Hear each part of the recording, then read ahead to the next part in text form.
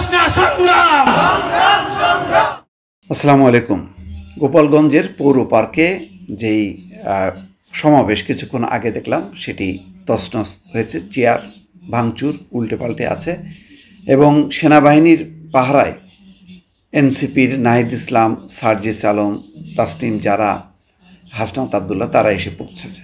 স্টেজে তারা আছেন, বক্তৃতা দেওয়ার চেষ্টা করছেন, মাইকে সংযোগ পাচ্ছে না দেখলাম, এবং তাদের মুখ কিন্তু যথেষ্ট শুকনা, ঠিক সেই উদ্দীপনা সেই মেজাজটা কিন্তু নেই। সবচেয়ে গুরুত্বপূর্ণ বিষয় হলো যে মানুষের ঢল নেই। তার বিপরীতে আওয়ামী লীগের যে শোডাউন দেখলাম সেখানে হাজার হাজার মানুষ, এটা হচ্ছে বাস্তবতা। এটা অবাক হওয়ার কিছু নেই। গোপালগঞ্জ তো আগেই বলেছি যে এটা হচ্ছে ঘাঁটি, মানে সারা দেশের পরিবর্তন হলো, শেখ হাসিনার পতন হলো, আওয়ামী লীগের 15 বছর শাসনের পতন ঘটল, কিন্তু গোপালগঞ্জ কিন্তু নিয়ন্ত্রণ করা যায়নি। কিছুক্ষণ আমি বিভিন্ন অনলাইনে লাইভ দেখছিলাম, এলোমেলো অবস্থা। পৌর পার্কে যেই তাদের সমাবেশ স্থল, তাতে দেখা যাচ্ছে চেয়ার ছড়ানো ছিটানো, অল্প কিছু তরুণের সমাবেশ, 100-150 এই।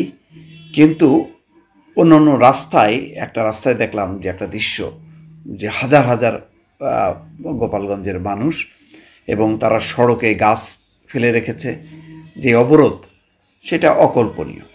আবার আরেকটা ভিডিও দেখলাম, সেখানে হাসনাতরা যেই পৌর পার্কে আসছে সেটার একেবারেই মনে হচ্ছে মানে শ্মশানের মধ্যে, অর্থাৎ জনশূন্য একটা সড়ক ধরে খুব দ্রুত গতিতে মাইক্রোগুলো আসছে।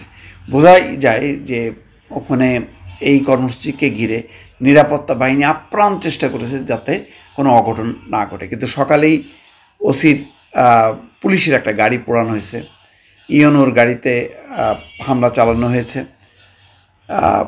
রীতিমতো তছনছ, অবরুদ্ধ বলা যায়। সেখানে কোনো রকমে একদম জনশূন্য করে সেই গাড়িগুলো আনা হয়েছে। সেই পথে পথে যে মানুষের ঢল নামা বা নেতাকর্মীদের স্বাগত জানানোর যে দৃশ্যগুলো অন্যান্য জেলায় দেখা গেছে, গোপালগঞ্জে কিন্তু এটা দেখা যায়নি। এর থেকে এনসিপি নেতারা একটা বিষয় বুঝতে পারবেন নিশ্চয়ই, যে তারা কোথায় আর গোপালগঞ্জ বা ওই অঞ্চলটা কোথায়। তার মানে ওই জায়গায় সেই রাজনৈতিক মেরুকরণ পরিবর্তন, সেই বার্তাটা যে পৌঁছায় নেই, এটা হচ্ছে খুবই গুরুত্বপূর্ণ বিষয়। সারা দেশ কতখানি জয় করেছে আমি জানি না পদযাত্রার মধ্য দিয়ে, তবে এটা যেহেতু প্রাথমিক নতুন রাজনৈতিক দল, তাদের একটা সূচনা। কিন্তু ওই অঞ্চলে যে তাদেরকে মানে আরও কাজ করতে হবে, রাজনৈতিকভাবে উদ্বুদ্ধ করতে হবে। এখানে শক্তি দিয়ে বা কোনো সহিংসতা দিয়ে পরিস্থিতি পাল্টানো যাবে না। তাদের আচরণটা নিঃসন্দেহে সহিংস।